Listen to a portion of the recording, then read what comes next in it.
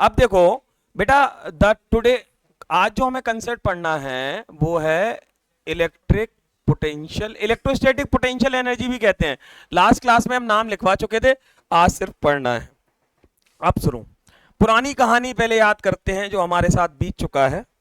हमारी पुरानी कहानी ये थी कि एक चार्ज है, चार्ज कोई सा भी उसका एक इलाका है, उसके इलाके को हम उसकी इलेक्ट्रिक फील्ड कहते हैं। इसके कारण एक पॉइंट पी लिया था, जहां इलेक्ट्रिक फील्ड नहीं है वो इंफिनिटी डिस्टेंस है, वहां पर एक चुनिया चार्ज रखा Q not.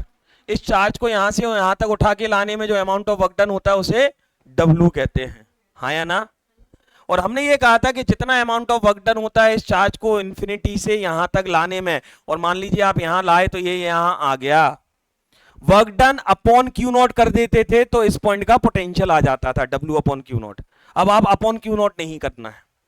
Electrostatic potential energy क्या होती है समझिए, जब एक कोई सा इलेक्ट्रिक फील्ड प्रेजेंट है, किसी चार्ज के कारण एक इलेक्ट्रिक फील्ड पैदा हुई, दूसरे चार्ज को उसकी फील्ड के बाहर से मतलब इंफिनिटी से उस फील्ड के अंदर किसी एक पॉइंट पी तक लाइए, जो अमाउंट ऑफ वर्क डन होगा in bringing a charge from infinity to a point in an electric field it is stored as, अब सुनना आगे की बात, the amount of work done in bringing a charge from infinity to a point in electric field is stored as electrostatic potential energy of the system.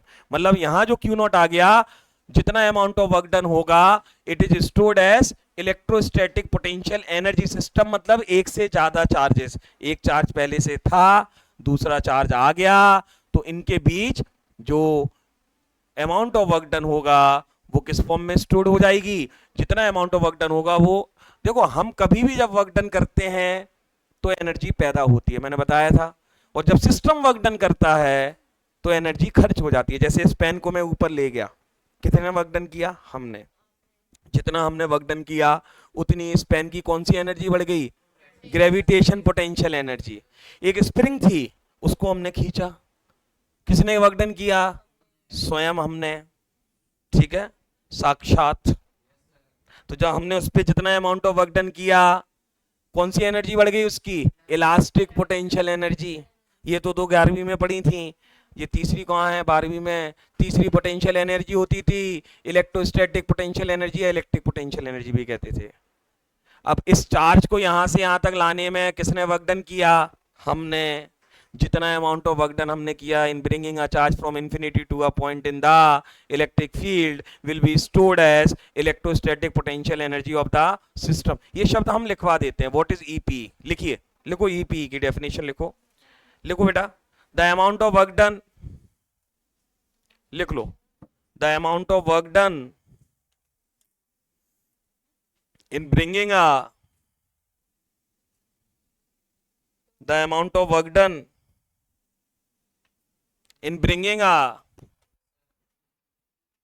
charge from infinity, the amount of work done in bringing a charge from infinity to a point, in bringing a charge from infinity to a point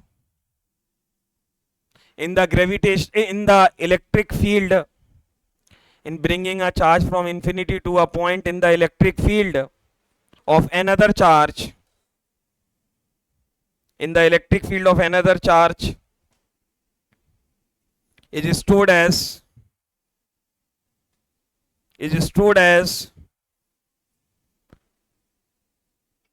electrostatic potential energy, is stored as electrostatic potential energy of the system, is stored as electrostatic potential energy of the system की। सिर्फ एक charge की नहीं होती, दोनों charges के बीच जो अब एनर्जी आने वाली है वो कितनी होगी, अब उसकी वैल्यू निकालते हैं।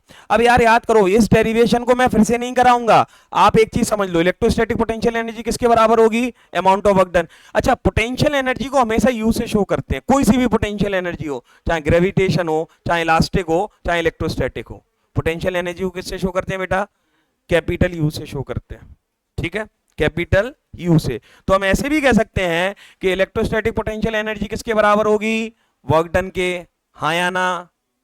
अब याद करो यार, ये हम डेरिवेशन आपको पहले करा चुके हैं कि जब एक चार्ज क्यू रखा है, पॉइंट चार्ज, इससे पॉइंट पी दूरी पर एक चार्ज को इंफिनिटी से यहां तक लाने में जो वर्क डन होता था, या याद करो इस पॉइंट को इंफिनिटी से यहां तक लाने में कितना वर्क डन होता था, याद है? 1/4 pi epsilon not Q upon, मान लो ये आर दूरी पर है, एक मिनट रुकना, हम वो दो पॉइंट के बीच का नहीं देख रहे, एक सिंगल पॉइंट। तो एक सिंगल पॉइंट पे क्या होगा, क्यू अपॉन आर दूरी पर है, अगर दूसरा चार्ज कहां ला रहे हो आप, क्यू नॉट, आर दूरी पर, तो क्या होगा, के क्यू नॉट, और दूरी कितनी है दोनों के बीच, आर। ये हो गई जो अमाउंट ऑफ वर्क डन है, वही पोटेंशियल एनर्जी हो गई। आप ऐसे नहीं समझना, आप दूसरे तरीके से समझ लो। आप याद करो इस पॉइंट का, एक मिनट रुको, मैं दूसरे तरीके से समझाता हूं, रुक जाओ, एक मिनट रुक जाओ। याद करो एक चार्ज है, एक इसका पॉइंट P है, ये O पॉइंट पर है, दूरी R है, इस पॉइंट पर पोटेंशियल कितना आता था बताओ, इस चार्ज के कारण यहां potential 1/4 pi epsilon not, charge क्या है Q, दूरी क्या है R। ये होता था कि नहीं, पहले तो ये बताओ, this is the potential due to charge Q at distance R, होता था, पहली चीज। अब मुझे बताओ, आपको तो लेकिन वर्क डन निकालना है, तो याद करो पोटेंशियल की दूसरी डेफिनेशन क्या होती थी, work done in moving a charge. मान लो ये दूसरा चार्ज है, यहां लाए लाए दूसरा चार्ज क्यू नॉट लाए, तो work done in moving a charge Q not, तो वर्क डन का फॉर्मूला क्या होगा, v इंटू क्यू नॉट, हाँ या ना? v बोलो, हाँ, q बाई आर, v की वैल्यू रख दी इंटू क्यू नॉट, यहां से ही बन जाएगा जो अमाउंट ऑफ वर्क डन होगा, वही वो क्या होगी आपकी पोटेंशियल एनर्जी। ये डेरिवेशन वैसे बहुत कम आता है, और अगर बाई चांस आ जाए तो याद करना, वो वर्क डन वाला जो डेरिवेशन किया था ना, पॉइंट चार्ज के कारण दो पॉइंट के बीच निकाला था, एक पॉइंट को इन्फिनिटी कर देना, यही वैल्यू आ जाएगी वर्क डन की। वो 1/x v minus 1/x a आया था, आप एक्स ए को इन्फिनिटी पे कर देना, अपने आप यही वैल्यू आएगी। तो वैसे निकालना, अगर 3 नंबर में आए तो पूरा इंटीग्रेशन से करोगे, अगर डायरेक्ट फॉर्मूला पूछे तो आप ऐसे कर दोगे कि इस पॉइंट का पोटेंशियल पता है एक चार्ज के कारण, अगर उस दूसरे चार्ज को वहां तक लाए तो वर्क डन कितना होगा उस चार्ज को लाने में, v इंटू क्यू नॉट, इस पॉइंट का v पता है, जिस चार्ज को लाए उसकी वैल्यू पता है, दोनों को मल्टीप्लाई कर दिया, वर्क डन आ गया, जो वर्क डन है वही पोटेंशियल एनर्जी होगी। ठीक है, तो work done upon Q not कर दो तो पोटेंशियल आ जाता है, और सिर्फ वर्क डन निकालो, वो दो चार्जेस के बीच की क्या होती है, potential energy between the two charges. मतलब यार एक चीज समझिए, ये आप चाहो तो रिलेट कर सकते हो 11वीं के कंसेप्ट से, ग्रेविटेशनल फील्ड इंटेंसिटी। जैसे अभी आपने इलेक्ट्रिक फील्ड पढ़ रहे हो, वहां ग्रेविटेशन फील्ड थी, जैसे आपने यहाँ इलेक्ट्रिक फील्ड इंटेंसिटी पढ़ा, वहां ग्रेविटेशनल फील्ड इंटेंसिटी था, यहां चार्ज है वहां मास था। जैसे यहां पर आप इलेक्ट्रोस्टैटिक पोटेंशियल एनर्जी पढ़ रहे हो, वहां ग्रेविटेशन पोटेंशियल एनर्जी पढ़ा था, फॉर्मूला भी सेम था, बस वहां 1/4 पाई एप्सिलॉन नॉट की जगह क्या आता था, कैपिटल जी, पहला मास दूसरा मास अपॉन दूरी। ठीक है, तो पहले लिखो ये फॉर्मूला, नहीं आया पूछ लो, आ गया?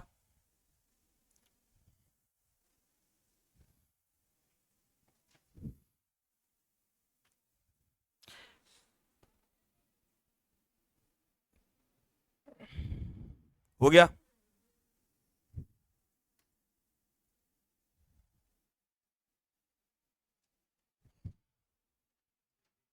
ये वाला पार्ट रब कर सकते हैं। अच्छा अब सुनो, अब इसी फॉर्मूले को थोड़ा सजा के लिखते हैं, चलो ये भी रब कर सकता हूं क्या, सबने लिख लिया, ये लिखो लिखो, फोटो खींच लिया करो, पहले भी कहा है, लिख ले। शुड आई रब दिस बेटा, अकुल समझ में आ गया, दिया? चलो अब सुनो, दो चार्जेस हम Q1 Q2 कह रहे हैं, R दूरी पे हैं, बताओ पोटेंशियल एनर्जी क्या होगी, 1/4 पाई एप्सिलॉन नॉट, पहलो चार्ज दूसरो चार्ज, और इनकी बीच की दूरी को स्क्वायर मत ना कर दियो, गलत हो जाए बच्चों, सिर्फ दूरी, क्योंकि आर स्क्वायर मतलब फोर्स हो जाता है। ठीक है, अच्छा बहुत सी देवियां यहां बैठी हैं, इनको नमन करते हुए, ठीक है, सरस्वती जी का रूप है ये सब। हाँ, वेदांशी जी बैठी हैं, वंशिका जी हैं। 2 चार्जेस थे, अब बेटा 3 चार्जेस। ओ, पहला चार्ज, दूसरा चार्ज और तीसरा चार्ज। पहले और दूसरे चार्ज के बीच की दूरी है r12, तो पहले और तीसरे के बाद r13 मान लो, और दूसरे और तीसरे के बीच r23। इस पूरे सिस्टम की पोटेंशियल एनर्जी बतानी है।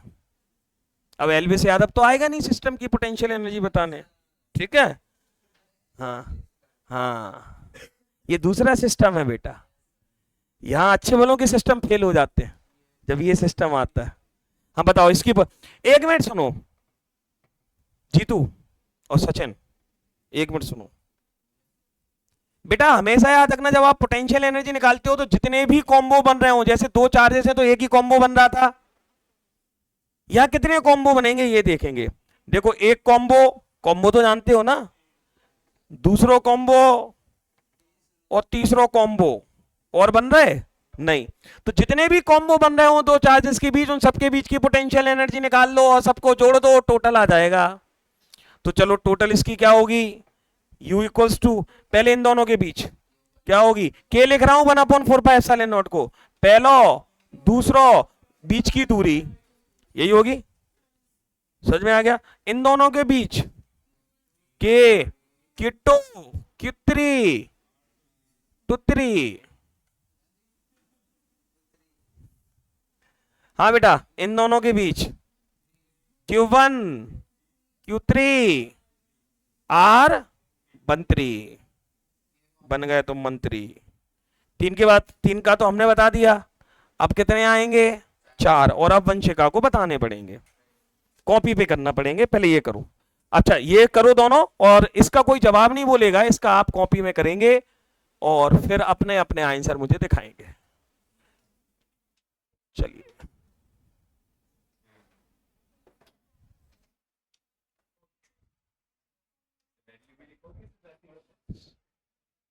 अननोन का खेल ज्यादा अच्छा होता है बेटा, जब दुश्मन पता ना हो कितना जबरदस्त है। दूरी आर है, स्क्वायर है एक, निकालो चलो स्टार्ट।